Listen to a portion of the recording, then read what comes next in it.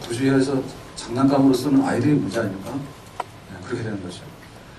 그러니까는 우리 안에 죄성이 있는 한에는 내가 살인하지 말아야 돼, 부모 공경해야 돼, 탐내지 말아야 돼. 내가 죄성이 있는 한에는 그렇게 하지 말아야 돼, 그렇게 안 해야 돼 라고 하는데 결국에 가서는 뭐냐면 율법이 살인도 안 하고 탐내지도 않도록 싹 만들어주냐면 그건 아니라니까요. 율법이라고 하는 것은 마침판이고 하나의 안내판이에요. 파란불 가세요. 빨간불 가지 마세요. 그것만 하는 거예요. 근데 음주하고 오는 차가 음주운전을 했어.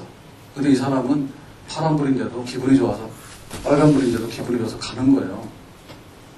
그거 딱 사고가 났어요. 그러면은 신호등 책임인가? 신호등이 뭐라 했어? 신호등이 빨간불 그랬잖아. 근데 술 취한 사람이 빨간불인데도 기분 좋아서 그냥 간 거지. 그럼 그 책임 누구한테 있습니까? 신호등은 빨간불 했다니까. 근데 술 먹고 정신 비틀비틀 해가지고 그냥 막 가다 사고 낸 사람이 문제라니까. 그래서 우리가 그 신호등만 계속해서 빨간불을 10개를 만들어 놓더라도 사고가 안 나는 건 아니다. 예? 당신이 술 먹고 음주운전하면 안 돼. 그거를 예를 들면 해결을 해줘야 되지. 빨간불이 하나도 안 되니까는 10m 가면 빨간불이고 10m 가면 빨간불이고 빨간불을 계속 해놓으면 어떻게 됩니까? 오히려 더 불편하기만 해지고 나중에는 목적도 달성하지 못하는 그런 꼴이 되어버리잖아요. 자, 그렇다면 뭐죠?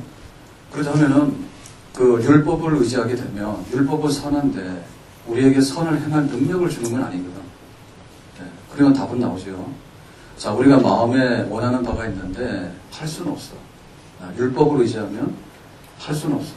그러면 다른 뭔가를 의지해서 율법이 가르치고 지시하는 바를 그대로 행동으로 옮겨놓을 수 있는 우리에게 능력을 준다면 그 율법이 지시하는 바, 부모 공경하고 살인하지 말고 이러한 계명을 잘 이행하는 그것을 할 수 있는 능력을 준다면 우리에게는 승리할 수 있고 또 우리가 감당할 수 있는 그런 해답이 거기에 들어있는 줄로 믿습니다.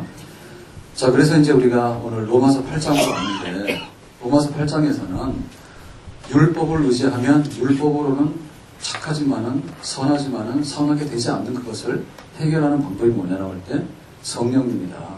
성령 하나님이다. 이제 그 얘기를 하게 되는 겁니다. 그래서 7장에서는 율법이라는 말을 23번을 썼어요. 율법 23번을 썼는데 8장에 오면은 성령이라고 하는 말을 19번을 써요.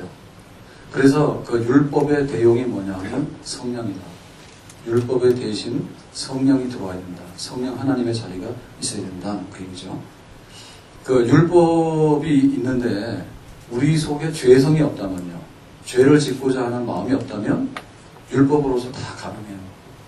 율법이 살인하지 마, 훔치지 마, 탐내지 마 라고 하는데 우리 속에 죄성이 없으면 100% 다 해서 다 할 수 있어요. 그럼 우리 속에 죄는 계속 머물러 있잖아요. 죄라고 하는 것이 한 번 왔다가 살짝 가는 게 아니거든요. 인간이 타락하고 나서 인간의 죄성이라고 하는 것은 계속 있는 거예요. 계속 있는 거야. 날이 갈수록 그게 커져요. 그래서 그 뭐냐면 죄가 내주한다는 거죠. 죄가 우리 속에 들어와서 아예 우리의 체질이 돼버리고 우리의 습관이 돼버리고 우리의 사상이 돼버렸다고. 그러니까는 죄라고 하는 놈이 내주에서 뭉클이고 있기 때문에 율법이 선하게 하라지만 선을 행하는 능력을 죄가 삼켜버린다는 거예요. 자, 그렇다면은 성령이 답인데 성령께서 우리 속에 내주하면 돼요. 성령께서 우리 속에 계속해서 계시면 우리 속에 죄성을 억제시켜가지고 그거를 지배해가지고 성령께서 우리 속에 다스리잖아요. 지금까지는 우리 속에 있는 죄성이 문제였잖아요. 율법은 선하지만은 우리 속에 죄성이 율법을 어기게 하잖아. 근데 그 죄성을 다스리는 성령이 우리 속에 임하게 되면 성령께서 그 율법을 순종할 수 있는 능력으로 우리 속에 작용한단 말이죠. 그러면 율법이 살인하지 말고 탐내지 말라고 하는 그 지시하는 바를 성령님의 능력과 성령님의 은혜 가운데서 우리가 율법이 요구하는 바를 이루는 그런 승리하는 사람 될 수 있는 줄로 믿습니다. 자, 그래서 오늘 그 1절 말씀으로 가서 다시 한번 보겠습니다. 1절 시작. 그러므로 이제 그리스도 예수 안에 있는 자에게는 결코 정죄함이 없노니. 자, 이제 그 성령의 내주 속에서, 성령의 지배 속에서 율법이 하라고 하는 계명을 지켜나갈 수 있는 그런 능력 있는 삶을 살게 된다. 이제 그런 얘기를 8장에서 하는데, 자, 그런 얘기를 할 때 이제 출발점, 차근차근 이거 설명해야 되잖아요. 자, 그 설명의 첫 번째가 뭐냐면, 그리스도 예수 안에 있는 자에게는 정죄함이 없다 했어요. 정죄라고 하는 것은 뭐냐면, 너 이런 죄를 지었지, 또 살인죄를 지었지, 너는 남의 걸 훔쳤지, 너는 탐냈지, 그러니까 너는 죄인이야, 이런 얘기거든요. 그러니까는 거기서 우리가 풀려났는데, 어떻게 풀려났냐면 그리스도 예수 안에서 이제는 죄 없는 사람이 됐다. 그건 뭡니까? 예수님의 십자가에서 우리를 대신해서 죄값을 지불함으로 인해서 우리는 이제 의롭다함을 받았죠. 의롭다함을. 죄값을 지불하니까 너는 의롭다 해서 이제 우리는 석방됐잖아요. 그러니까 와가지고 너 옛날에 그런 죄를 지었지, 이렇게 말하더라도 나는 죄가 없는 사람이 된 거죠. 그게 정죄가 없는 거죠. 그러니까 예수님 안에 있는 우리들은 과거에 대해서 하나님은 다 깨끗하다고 우리에게 선언해 주신 줄로 믿습니다. 아멘? 근데 우리 속에 그런 죄의식 같은 게 좀 남아있어요. 그것은 뭔가 하면 예수님이 십자가에서 우리의 죄값을 지불하셨는데, 죄값 지불할 때 100원이에요. 100원인데 예수님께서 우리가 지불해야 될 돈이 100원인데 예수님께서 십자가에서 죽으신 것을 내가 믿으면은 내 죄를 고백하고 예수님이 십자가에 죽으셨다, 대신해서 갚았다라고 할 때 예수님이 한 90원 정도 갚아준 것 같아. 그러면은 10원이 모자라잖아. 그러면 나는 뭐예요? 항상 죄인으로서 아직도 내가 갚아야 될 게 남아있다 라고 하는 사람들이 아직도 나는 죄라고 하는 것을 가지고 있다, 그런 거거든요. 이 얘기는 틀린 거죠. 예수님께서 십자가에서 우리를 대신해서 죄값을 갚을 때 우리가 지불해야 되는 100원에 대해서 하나도 빼놓지 않고 100원 그 자체를 다 지불한 줄로 믿습니다. 그러니까 우리가 그렇게 내가 아직도 뭔가 남아있는 것 같아 라고 하는 것은 예수님이 덜 갚아서 그런 게 아니고 예수님이 다 갚아줬는데 우리가 그렇게 받아들이지 못하는 거죠. 그런 거는 왜 생겨나게 되죠? 그건 왜 생겼냐면 내가 죄를 지금 현재도 지을 수 있거든요. 그러니까 예수님께서 너의 죄를 과거, 현재, 미래 다 해결했다라고 하는 그 믿음이 우리한테 필요한 거란 말이에요. 우리가 천국에 들어가서 부활하기 전까지는 죄를 지을 수 있어요. 명절 때 죄 많이 지었을 거야. 너무나 많이 먹었다든지 너무나 많이 먹어도 죄지. 일용할 양식을 달라 했는데 명절 때만 되면 한 3일치 다 먹어버리니까. 하여튼간에 식구들 같이 지내다 보면은 뭐 온갖 저기도 하고 해가지고 과분해서 혹은 모자라서 죄도 짓고요. 근데 그러한 죄도 예수님의 십자가 안에서 우리에게 다 용서받을 줄로 믿습니다. 그러니까 이제 우리가 명절 지내고 오니까 멀쩡하게 새벽기도 잘했는데 명절 때 괜히 새벽기도를 안 한 거예요.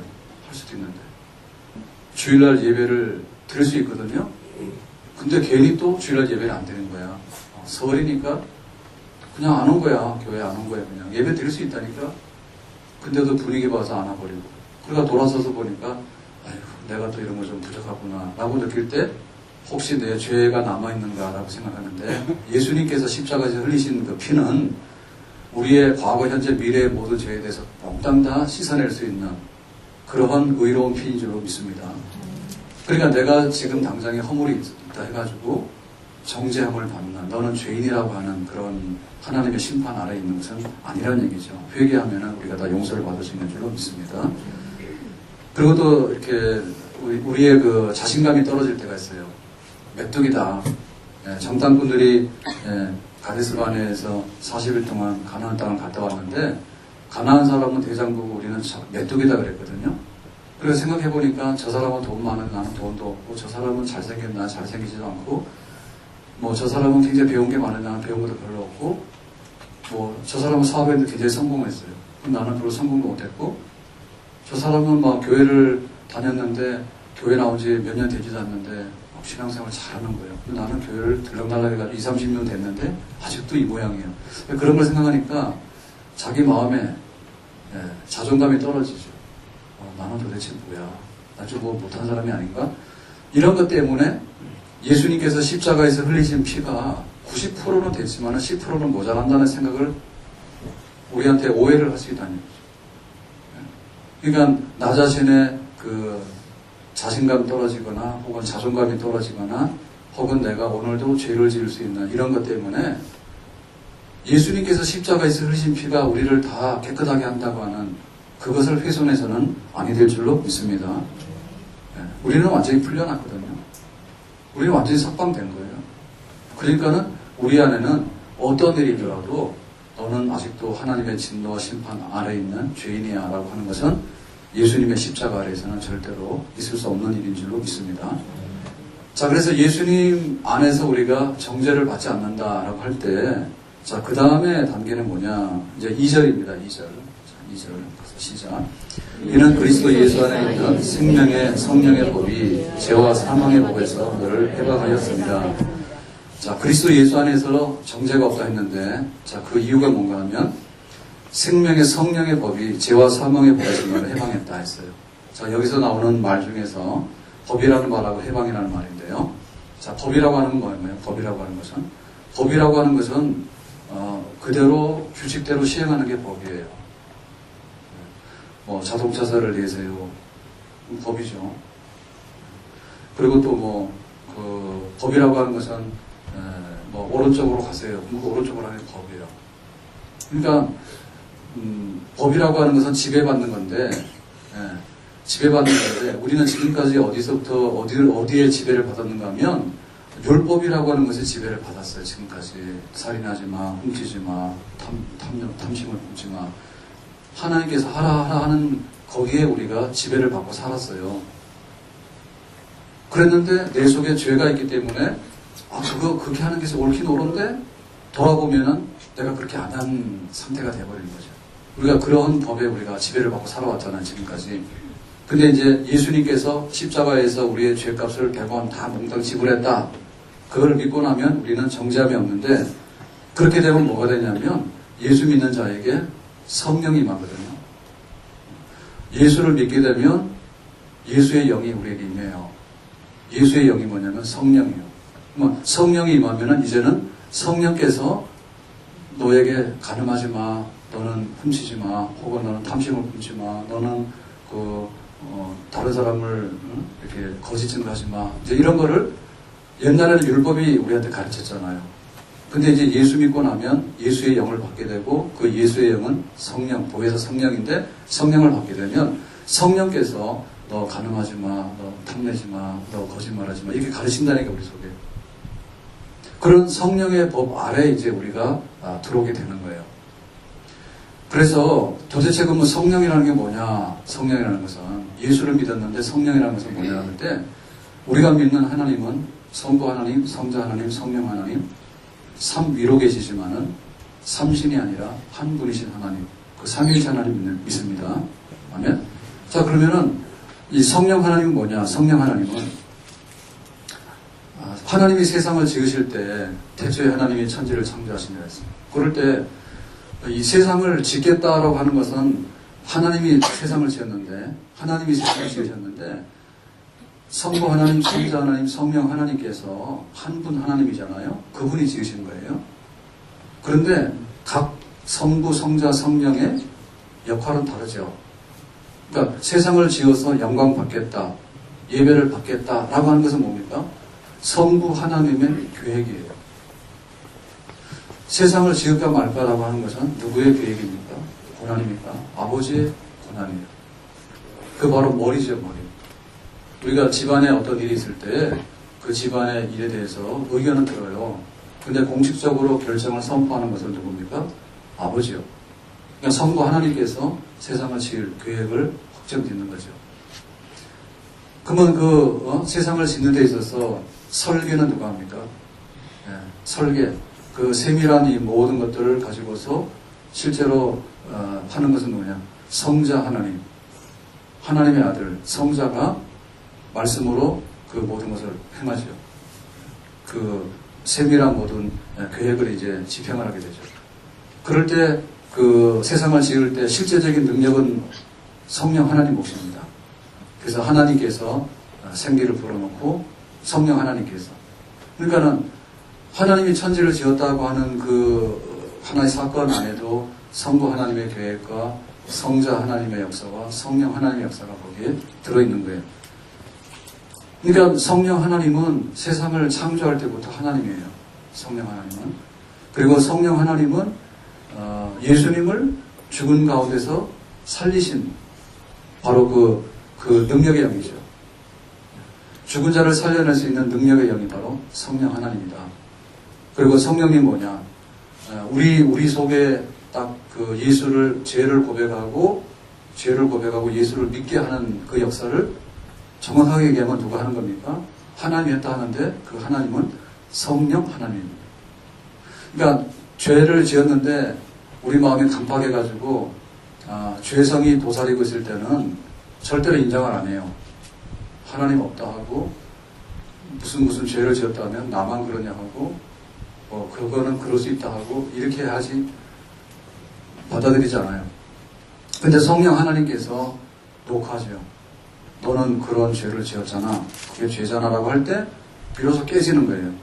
돌덩이 같은 그런 완악한 마음이 깨지고 네가 하나님 앞에서 죄값을 갚으려면 얼마나 많은데 너 100원 있어? 그러면 옛날에는 나 100원 있다 그러거든요. 덤빈다니까요. 그래서 내가 길거리 지나가는 할아버지한테 돈도 1,000원 줬는데 내가 얼마나 착한데 이런 식으로 생각하면서 자기의 공로가 있다라고 우겼다고 지금까지는. 근데 성령 하나님께서 역사하시면 녹화할 때 내가 죄 있어요 라고 깨닫기 시작해요. 그리고 그 죄값을 위해서 하나님의 아들 성자 하나님께서 십자가에서 고난받고 피 흘려 죽으시기까지 했단다. 그러면은 아이고 나를 위해서 그렇게 많이 사랑하셨나요? 그리고 눈물을 흘리면서 받아들이는 거예요. 그 모든 역사가 성령 하나님께서 우리에게 역사하시는 그런 그 특별한 그 증거인 줄로 믿습니다. 그러니까 우리가 예수 그리스도 안에서 예수님께서 십자가에서 하신 그 모든 일들을 들을 때 우리가 믿음을 갖게 되는 것은 바로 성령 하나님의 역사입니다. 그리고 우리가 예수를 믿는다고 고백해서 문지방을 넘어왔잖아요.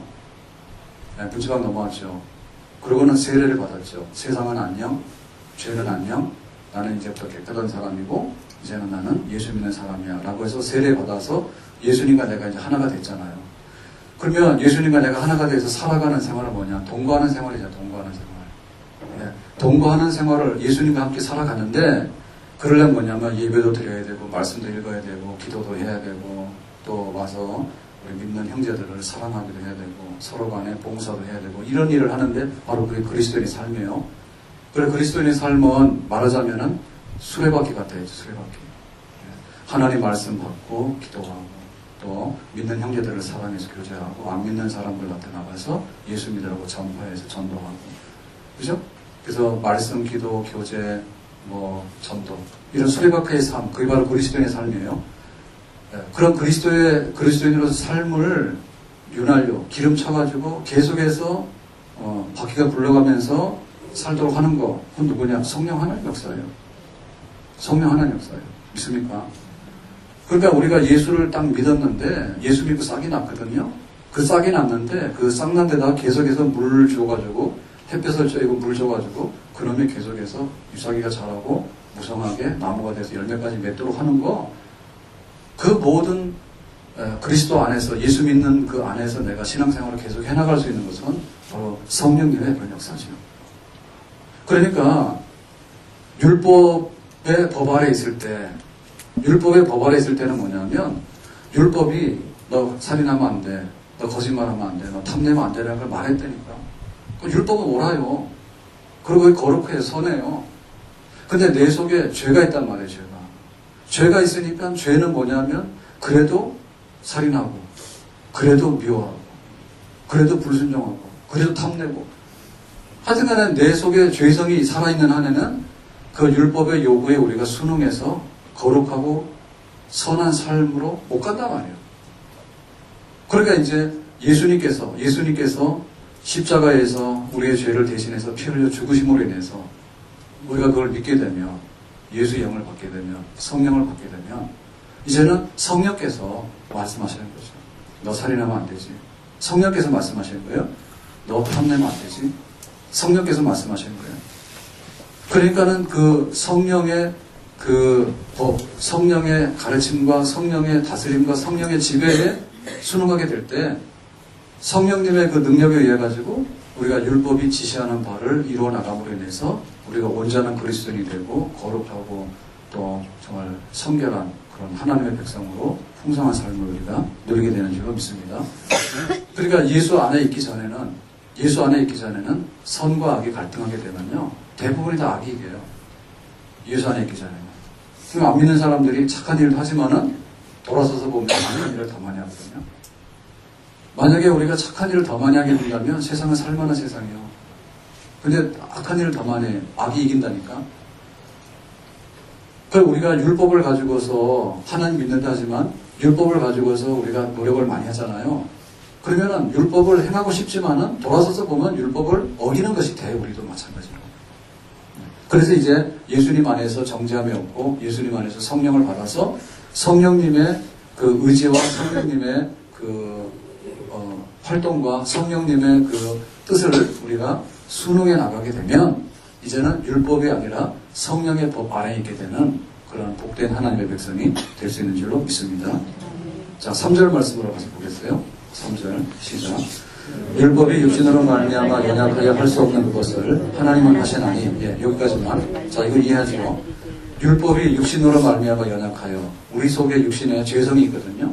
죄성이 있기 때문에 율법이 하라 하지만은 결국에는 우리의 연약함과 죄성 때문에 못해요. 우리가 율법이 하라고 하는 것을 못했어. 그런데 이제 하나님이 하시나니 어떻게 합니까? 밑에 계속해서 시작. 그 죄로 말미암아 자기 아들을 죄 있는 육신의 모양으로 보내어 육신의 죄를 정하사. 그러니까 이제 그 하나님의 아들이 십자가에서 우리의 모든 죄를 몽땅 씻어내는, 예, 율법의 요구를 다 이루는 그런 일을 하셨다. 그러니까 만약에 예수님께서 그 십자가에서 그 율법이 말하는 그 모든 그 우리가 행하지 못한 죄에 대한 값을 예수님께서 지불하지 않았다면 우리는 여전히 율법이 오라가라는 대로 다닐 수밖에 없는 거예요. 근데 하나님의 아들 예수님께서 인간의 몸으로 오셔서 인간이 지은, 우리가 지은 그 죄를 대신해서 죄값을 몽땅 지불해 주시는 그거를 하셨기 때문에 이제는 율법으로부터 우리는 자유함을 얻고 해방됐는데, 우리가 그런 게 아니라 예수님께서 그렇게 하셨거든요. 그러니까 그 예수를 믿는 우리들도 해방되고 이제는 율법이 지배하는 것이 아니라 성령이 지배하는 것으로 넘어갈 수 있는 그런 하나의 근거가 되는 줄로 믿습니다. 북한에서 핵실험 막 해가지고 좀 긴장이 돼요? 긴장 안 돼요? 여기 군에 아들 가 있는 집 손 들어봐요. 많지 않나요? 걱정 좀 되죠? 애들이 군대를 안 가서 그래. 이거 다 군대 가 있으면은 어떻게 될까 걱정이 더 많을 거예요. 아들이 군대 가 있으면은 훨씬 더 우리가 볼 때 그럴 수 있는 거예요. 자, 그래서 이제 지금 우리나라는 이렇게 분단돼가지고 서로 적대적이잖아요. 네? 적대적이잖아. 그거 안 했으면 좋겠는데 하잖아. 그러니까는 뭐 우리 아들들 군대를 가야 되는 거고, 군대 가 있더라도 북한에서 뭐 포를 쏜다든지 혹은 뭐 핵실험 한다든지 그러면은 여차에서 전쟁 났다면 큰일 나지. 군인만 그런 게 아니라 만약에 핵무기를 만들었으면은 서울에다 하나 쏘면 서울 다 날아간다며요. 네, 고양시는 넘어갈 것 같아. 이렇게. 서울 갔다가 서울 가느라고 넘어갈 것 같아. 근데 여기도 안심 못 하는 거예요. 하여튼 하나 떨어지면은 고양시 다 없어지는 거예요. 네, 그날로 우리가 없어지는 겁니다. 다 천국 가는 겁니다. 근데 만약에 지금 통일이 됐으면 어떻게 돼요? 우리 아들이 군대 가기 위해서 안 가겠어요. 통일됐으면 군인이 그렇게 많이 필요하지 않겠죠? 그렇죠? 그러면 징집이라는 건 없어질 거 아니에요. 지금 우리나라는 모병제가 아니에요. 직업 군인들, 자기가 자원해서 월급 받고 가는 그런 군인이 아니라 징집에 다 가야 돼. 나가야 되는 법이 지금 작동을 하고 있잖아요. 근데 만약에 통일됐으면 그 많은 군대를 뭐하러 갈 필요가 있을까? 그러면 이제 모병하고 그러면 지금 군대 문제는 지금처럼 그렇지 않다. 그러니까 결국에는 그 법이 해소가 되려고 그러면 평화가 와가지고 통일이 돼버린다든지 그러면은 지금 병역법은 없을 거예요. 그죠? 율법이 계속해서 죄가 있기 때문에 너 이렇게 하면 안 돼, 하면 안 돼, 이런 거 한다니까요. 그 율법의 지배하에 있었어요. 근데 계속해서 그 율법이 다니면서 너는 간음죄네, 너는 뭐 살인죄네, 이게 고지서를 발부하잖아요. 계속해서 그랬잖아. 근데 우리가 여기서 풀려나서 해방돼가지고 일로 넘어가려면은 이 죄값에 대해서 몽땅 지불해야 되는 무슨 영수증이 있어야 되는데 그게 뭡니까? 하나님이 당신의 아들을 인간으로 보내서 우리들이 지은 죄값을 십자가에서 차곡차곡 다 쌓은 거예요. 네? 고양시가 이렇게 지자체가 이게 움직이려면 시청에 있는 그 공무원들 월급 다 줘야 돼요. 그럼 그거는 서울 시민이 세금 내서 고양시청 월급 줍니까? 아니죠. 우리가 세금 내잖아요. 네. 그래서 시청 직원은 우리한테 고맙게 생각해요. 근데 간혹가다 거꾸로 되죠. 진짜 우리가 더 내서 다 하는 거 아니에요, 그죠? 그건 우리가 낼 때 한 푼, 두 푼 모인 것이 그거 다 되는 거예요. 네? 다 모여가지고 이제 고양시에서 월급도 줄 뿐만 아니라 고양시에서 여러 가지 일을 하잖아요. 여러 가지 일을 하잖아요. 공원도 바꾸고 뭐 하수도 나고 온갖 거 다 하잖아요. 그러니까는 그 우리가 율법의 다스림 속에 있을 때 너는 살인죄, 너도 살인죄, 너도 살인죄, 너는 뭐 간음죄 뭐 다 했는데 항상 그 율법이 돌아다니면서 그거 하는 거 아니야. 박수 치면서 뭐 이렇게. 그러니까 우리가 그거 해방되려면 어떻게 했냐면 몽땅 이걸 다 모아야 되죠. 율법이 원하는 거는 그동안에 받아야 되는 벌을 다 갖다 쌓아놔야 되잖아요. 산더미처럼 쫙 쌓아놨다니까. 그러니까 예수님께서 십자가에서 죽을 만큼 죄값이 된 거지. 그러니까 그 죄값을 해소하기 위해서 예수님께서 십자가에 죽으시는데 어떻게 한 사람의 죽음으로 그 죄가 다 없어지느냐? 없어지죠. 왜냐하면 하나님의 아들이잖아요. 이 죄에 대해서 심판하는 건 누가 하냐면 우리가 법관이 하지만은 법관이 너는 물건 이만큼 훔쳤으면 너는 3년, 너는 살인했으면 너는 부기징역 이런 거 하지만은 근본적으로 볼 때는 하나님이 법관이에요. 하나님이 법관인데 하나님께서 그 죄값을 다 계산했을 때 뭐라고 약속했냐면 이만큼 죄값이 된다면 내 아들, 하나님의 아들, 성자 하나님의 아들을 인간으로 보내서 이 인간의 죄값하고 내 아들의 목숨하고를 바꾸겠다. 그렇게 되죠. 그래서 십자가에 죽으신 거예요. 그리고 앞으로 율법이 원하는 거 있잖아요. 선을 행해라. 살인하지 마라. 간음하지 마. 탐내지 마라. 라고 하는 율법의 요구사항도 있잖아요. 그 율법의 요구사항을 이룰 수 있는 것도 예수님의 십자가의 죽음 안에 다 들어있어요.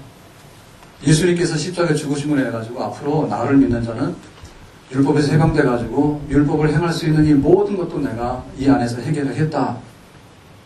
소극적인 면에서 볼 때는 죄값의 청산이지만은 적극적인 면에서 볼 때는 율법이 원하는 모든 의의를 획득하는 그런 예수님의 십자가의 죽음인 줄로 믿습니다. 그게 바로 근거예요.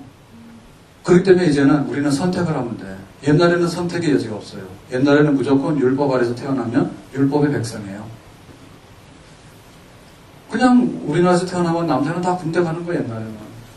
그럼 만약에 통일이 돼가지고 평화로운 나라가 왔으면 아들들이 지금처럼 다 군대를 갈 이유가 없는 거죠. 그런 새로운 시대를 열었어요. 그러니까 이제는 어떻게 했냐면 이제는 율법 아래 있으려면 있고 네가 그리스도 예수 안에 성령의 법 아래 있어라. 그러니까 우리는 예수를 믿기로 하고 우리는 예수님을 영접해서 받아들인 줄로 믿습니다. 왜냐하면 율법대로 내가 의롭다함을 받으려고 하면 발버둥을 치지만은 결국에 꼬꾸라진다니까요. 어제 날을 좀 풀렸잖아요. 어제 날 좀 풀렸죠. 그랬더니 큰 마을 딱 여기 내려가니까 이마트 지나서 옆길로 쫙 가서 큰 마을 내려가잖아요. 그러니까 집 앞에 눈 좀 쓰시오. 그게 얼어붙어가지고 얼음이 다 됐다 눈이. 그러니까 어제 가보니까 좀 날 풀리고 그러니까 누가 착한 분이 계신가 봐. 그런 분도 굉장히 착해. 그 이웃 사람이 가서 그 얼음 언놈을 갖다가 보도 사람 지나다니는 보도 있잖아요. 거기는 다 이렇게 치웠더라고. 보셨어요? 큰마을 주민들? 예. 그거 지나가니까 안 미끄러지죠. 얼마나 좋아요. 얼음이 막 이렇게 5cm씩 얼었는데요. 그놈 놔두면요. 거짓말 안 못해도 3월 중순까지도 안 먹을 수 있어요. 이거 영상된다 해서 얼음 덩어리 금방 녹지 않아요. 그러니까 금방 이렇게 삶나서 제껴가지고 치워놓으니까 그거 평지가 되잖아요. 이게 원래 눈 올 때 딱 다 해야 되는 거예요, 그거. 그래서 제가 상당히 욕하고 다녔어요. 마을은 큰데 눈도 안 치는 겁니다. 근데 거기 차 다니는 데는 아직도 안 해놨어요. 밑에 그 가운데 도로 있잖아요. 거기 얼음덩어리예요. 근데 또 못 모르는 사람은 거기를 막 달려. 불안해 죽겠는 거라 차를 몰고 가는데 중앙선도 없어요. 거기 얼음이 다 얼어가지고 보이지도 않아. 근데 가옥길에서 차도 다녔잖아요. 차 2대가 가야 되는데 평상시대는 피해가죠. 충분하게. 근데 그게 브레이크 같은 거 밟으면요 얼음판이 미끄러져요. 차가. 근데 못 모르는 차들이 막 덤벼든다고 막 들어온다니까 겁나 죽겠는 거라 이게. 예? 그 얼음판 위에서 차 2대가 쇼를 하는 거예요. 얼마나 불안한지 몰라. 그러니까는 눈 오시거든, 아니 눈 오거든. 나가서 제발 좀 차다니는데 눈 좀 쓰세요. 큰마을 주민들에게 고함. 그래가지고 그 얼음 딱 해놓으면은요 미끄러질 염려가 별로 없어. 근데 안 그러면은 진짜 그 생각했다니. 지금도 얼음 온 데는 가다 보면 탄현역밖에 또 안 했거든요. 탄현역에서 이마트 가는데 거기도 안 했어요. 근데 또 착한 사람들이 있는 데는 가다가 이렇게 사고를 해가지고 또 해놨어요. 그래 이거 안 되면은 이거 시내에서도 좀 아이젠하고 다녀야 되겠다니까. 예? 등산하는 사람들 신발 밑에다가 얼음 그거 안 미끄러지게 하고 다니는 거 있잖아요. 아이젠하고 다녀야 될 판이라. 그러니까 그거 없애버리면요, 근원적으로 없어져 버리면요, 그냥 자유롭게 다니면 되는 거예요. 근데 얼음이 꽁꽁 얼어있는 한에는 항상 미끄러운 거예요. 조심해야 되는 거예요. 그래서 이제 우리가 율법의 다스림과 법 속에서 옛날에 살다가 실패를 봤는데 하나님께서 하나님의 아들 예수님을 십자가에서 못 박아 죽이심으로 인해가지고 그 율법으로서 우리가 행할 수 없던 것들을 성령 받아서 행할 수 있는 새로운 법 아래 있는 나라를 만들었다니. 우리가 글로 가도록 선택하면 되는 거죠. 예수 믿고 나서 성령 받고 성령 받으면 똑같이 가능하지 말라는 거거든요. 여러분 율법이라고 하는 것은 2가지 법이 없어요. 똑같아요 법은. 그런데 율법에 의지하게 되면 뭐냐면 율법이 가능하지 말라 하니까 내가 가능 안 할 수 있다라고 하는 것이 율법을 의지하고 매달리는 사람이에요. 그러면 다 실패해요. 근데 성령의 법, 성령으로 인해가지고 가능하지 마라 하면 성령께서 내 마음속에 가능하지 않을 수 있는 그런 능력을 주심으로 인해가지고 우리가 그것을 이기고 율법의 요구를 이룰 수 있는 그런 능력의 역사가 우리 안에 있는 줄로 믿습니다. 그건 내 능력이 아니죠. 예수 믿고 나서 예수의 영, 성령을 우리가 받음으로 인해서 그런 영이 우리에게 생겨나게 되는 것입니다. 그렇기 때문에 우리는 율법이 요구하는 것에 관해서 행하는 방법이 2가지가 있는데 2가지 방법 중에 하나를 선택해야 돼요. 하나는 뭐냐면 내 육신으로 인해서 내가 이만하면 대학도 나왔고 대학원도 나왔어. 나는 박사야. 그런데 탐내지 말라는데 이런 것 주면 내가 탐 안 낼 수 있어. 이렇게 하는 건 뭐냐면 우리의 그 육신을 의지하는 거예요. 예? 내가 아내가 있어. 내 아내가 예뻐. 근데 나는 다른 예쁜 여자를 보더라도 눈 깜빡 안 할 거야. 여러분 그런 말 믿지 마세요. 그래서 부부간에 별거하면 안 돼. 예? 아니 다윗이 그랬잖아요. 다윗이 바세바한테 왜 한눈을 팔았어요? 부인이 없어서 그래요? 다윗은 그 전에도 부인이 여럿이요. 근데 그것까지도 취했잖아요. 그러니까 그거 잘못된 거라니까. 그러니까 내 아내가 예쁜데 혹은 나는 많이 배웠는데 그런 거에 의지해가지고 율법이 요구하는 걸 우리가 행할 수 있느냐? 행할 수 없다니까. 그러니까 우리 교회 생활도 마찬가지냐? 교회 와서 신앙생활 하는데 육신을 의지하면 안 된다고. 내가 신앙생활 경력이 10년인데 어쩌란 말이에요 10년인데 죄를 짓더라도요 더 큰 죄를 지어요. 이게 뭐가 모를 때는 그냥 애교로 봐줄 수 있는 죄를 짓습니다. 예? 우리 아이들이 유치원 다니는데 철없는 아이들이요 돈 10,000원짜리 들고 와가지고 가서 100원짜리 아이스크림 사 먹고 올 수 있어요. 우리가 보면 어른이 보면 참 어처구니 없잖아요. 100원짜리 가져가려면 100원짜리 아이스크림 사 먹으려면 100원을 가져가지 왜 10,000원짜리 왜 가져가. 그러니까 죄를 지어봐야 아주 귀엽게 받을 수 있는 죄를 짓는다니까. 그런데 교회를 한 10년, 20년 다니잖아요. 그러면 요거 아주 골수분자가 되는 거예요. 그래서 죄를 짓더라도 악질적인 걸 지어요. 네? 악질적인 걸 지어가지고 교회에다가 손해를 끼치더라도요. 큰 손해를 끼쳐버려요. 큰 손해를. 큰 손해를 끼쳐버려요. 그러니까 우리가 그런 육신을 의지하면 안 돼. 그 육신을 의지하는 건 내가 10년 다니도 어쩌란 말이에요. 잘못하면 더 큰 도둑은 되는데. 많이 배울수록요, 남을 더 괴롭히는 거고요. 힘이 셀수록 남을 더 괴롭히는 겁니다. 힘 약한 사람이 어떻게 괴롭히냐고. 힘센 사람이 가서 강도짓 하면 크게 하는 거예요. 우리 큰아이하고 같이 있는 시간이 많아져가지고 몇 년 만에요. 그래서 요새 참 같이 놀아주느라고 힘들어요. 그래서 밥 먹으러, 야, 산책 가자. 갔다 오는데, 뭐라 하는데요. 옛날에는 막 공원도 좀 후졌거든요, 옛날에는. 근데 요즘에는 고양시 돈 되게 많은가 봐.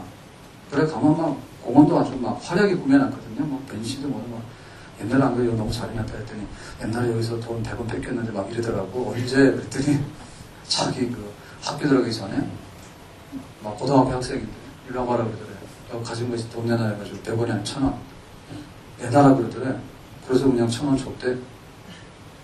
그런 적이 또 있냐 했더니, 게임방 가서도 한번 뺏겼대. 그때는 진짜 100원 뺏겼대. 야, 나 동전이 있어 그러더래. 그러더니 100원 싹 가져가더니요. 너에게 좋은 데 있을 거야. 이렇게 가져가더래. 그러니까는 힘 센 놈이 힘 약한 놈은 그거 못해요. 뺏기긴 하지. 그렇기 때문에 우리가 육신을 의지하면 안 된다니까. 교회 섬기는 데도 마찬가지거든요. 오래 다니면 오래 다닐수록 더 크게 우리가 잘못될 수 있는 거고요. 성경을 알면 알수록요, 더 크게 잘못될 수 있는 거예요. 왜냐하면은, 자기 눈에 있는 들보는 생각 안 하고, 남의 눈에 있는 티끌만 생각하거든요. 자기는 악질적으로 합니다. 예? 그런데, 남의 거는 보인단 말이에요, 남의 거는. 그러니까는 자기가 알만하기 때문에 또 그러는 거예요. 그렇기 때문에 우리는 뭐냐면, 한마디로 말해서, 성령의 법 아래서, 성령 안에 있지 않으면은, 우리가 그 율법이 하라고 하는 좋은 것들을 절대로 행할 수 없는 그런 우리 현실인 것을 인정해야 될 줄로 믿습니다. 자, 그렇기 때문에 지금 그 율법하고 성령 얘기를 계속 하고 있는데 그 율법이 하라고 하는 것은요, 항상 그런 거예요. 뭐 하나님께 우상 숭배하지 말고 예배드리도록 하고 탐내지 말고 그런 거잖아요. 그죠? 그러니까는 내 육신을 의지해서 그걸 하려고 하면 실패하지만은 이제는 예수님의 죄값 지불하심을 믿고 예수 안에 있는 영, 성령을 받아서 내가 성령님의 의지해가지고 율법이 하라고 하는 우상 숭배하지 마라. 안식일을 거룩하게 지키라. 탐내지 말 것이라. 물건 훔치지 말 것이라. 살인하지 말 것이네라. 라고 하는 그 성령님의 그 지혜와 성령님의 능력과 가르침을 의지하게 되면 우리는 그 율법의 선한 것을 내 육신으로 행하는 게 아니라 성령님의 능력으로 행하여서 율법의 선한 것을 이룰 수 있는 축복의 사람이 될 수 있는 줄로 믿습니다. 이것은 뭐냐면 율법주의가 아니에요. 다시 말하면 성령주의입니다. 이게 성령파입니다. 네? 인간의 육신대로 내가 뭔가를 할 수 있다고 생각하는 것은 육신파죠, 육신파. 육체파입니다, 육체파. 근데 성령파가 돼가지고요, 성령님의 의지에서 성령님의 은혜 가운데서 내가 이것을 할 수 있다라고 말하면 이거는 신령한 사람이고 성령의 사람이거든요. 바로 이 성령 받은 사람이 하나님의 율법에 원하는 수준들을 이루어드릴 수 있는 능력이 있고 성결한 삶을 살게 되는 줄로 믿습니다. 그렇기 때문에 성령 받은 거하고 율법을 지키는 거하고요, 비례하는 거예요. 성령의 다스림과 지배 속에 있으면은 율법의 선한 것을 이루는 데에 월등하게 잘해요. 그러니까는 우리가 율법을 버리면 안 돼요. 율법을 육신으로 행해가지고 의롭도 안 받는 건 아닌데 예수님을 믿어서 정죄함을 받지 아니하고 예수를 믿어서 예수의 영을 받아가지고 성령 받아가지고 살게 되잖아요. 그러면 우리는 율법이 높은 수준의 것을 원할 때 성령으로서 율법의 높은 수준을 이루어드리는 성화된 삶, 그리스도인다운 그런 삶을 우리는 비로소 살게 되는 줄로 믿습니다. 그래서 우리가 8장으로 넘어와서 7장까지 고민했던 부분 있잖아요. 율법이 착하긴 착한데 도무지 율법은 나에게 정말 능력을 안 줘. 내 속에 죄가 도스리고 있어가지고 이 죄가 내 속에 내조하고 있어서 나하고 동거하거든요. 어떻게 하면 좋지? 간혹가다 선을 행하지만 돌아보면 악을 행하는 건 더 많고 그런 탄식 속에 있었는데 이제 그리스도 예수 안에 있는 우리들에게는 정죄함이 없고 성령의 법 안에서 그 율법의 선한 것을 성령님의 능력으로 이루어드리는 신령한 삶, 칭찬받는 그리스도인의 자리에 이르게 되는 줄로 믿습니다. 예수님께서 우리를 왜 구원하셨을까? 여러분, 예수님께서 우리를 구원하신 것은요, 우리가 거룩한 백성으로 살아가는 모습을 보기를 원해서 구원하신 거예요. 구원이라고 하는 것은 물에 빠진 놈을 딱 건져놓은 것만이 구원이 아니에요. 그건 구원의 시작이에요. 그러니까는 물에 빠진 놈을 딱 건져놓게 되면 그 다음에 뭐냐면 이 사람이 아주 그냥 자기가 은혜 받은 대로 나가서 잘 사는 거죠. 예? 잘 살아서 내가 다시 산 보람이 있다라고 하는 거룩한 삶을 사는 거죠. 그게 우리가 건져놓은 사람의 그 뜻 아니겠어요? 빠진 놈을 건져놨을 때 다시 돌아가서 죄를 짓거나 세상을 시끄럽게 하는 사람이 아니라 건져놨으니까 이제는 세상을 아름답게 하고 선하게 하는 일에 네 생명을 바쳐라. 그런 걸 우리 원하잖아요. 예수님께서 우리를 구원하신 목적은 우리가 거룩한 삶을 사는 백성이 되기 위해서 우리를 구원해 놓으신 줄로 믿습니다. 그렇기 때문에 내가 어떻게 이 거룩한 삶을 살아드릴 것인가라고 하는 것은 내 육신을 의지하거나 내 육신 때문에 제대로 작용할 수 없는 율법을 의지하지 말고 이제는 성령만 의지해서 성령님 안에서 내가 하나님의 거룩한 백성으로 성장하고 그렇게 칭찬받는 자리에 우리 모두가 설 수 있기를 주의 이름으로 축원합니다. 이제 바울은 해답을 보여주기 시작했거든요. 내가 예수 믿어서 의롭다함 받는다라고 하는 법정적인 의만이 아니라 내가 예수 믿어서 성령을 받고 성령 안에서 율법이 원했던 그 거룩한 기준에 부합한 성화되는 그리스도인의 길을 바울은 지금 제시하고 있는데 우리는 절대로 내가 예수 믿은 것이 졸업장이다라고 생각하면 안 돼요. 내가 예수 믿어서 죄는 용서받았는데 늘 아주 개가 토하였던 자리에 들어가고 돼지가 씻어놓으니까 더러운 데 가서 굴러다니는 것처럼 그렇게 살면 안 되나요? 내가 예수 믿어서 의롭다함 받았지만은 의롭다함 받은 우리는 성화되고 정말 성결하고 더욱더 거룩한 삶을 향해서 나아가는 그런 성령 안에 있는 사람이 되어야 될 줄로 믿습니다. 그렇기 때문에 이런 것은요, 노력 많이 해야 돼요. 노력 많이 해서 우리가 세례문답 받을 때 당신 죄가 있는 거 인정하냐? 예. 그러면 당신 죄값을 혼자 지불할 수 있느냐? 못해요. 그럼 어떻게 할래? 예수님께서 죄값 지불하신 것을 나는 믿어요. 잘했다. 그래서 우리가 세례를 준 거거든요. 거기서 끝나면 안 돼요. 왜냐하면은 내가 죄값을 지불했다, 백지 상태다라고 하는데 내 안에 있는 육신대로 의지하다 보면 우리가 더러워진단 말이에요.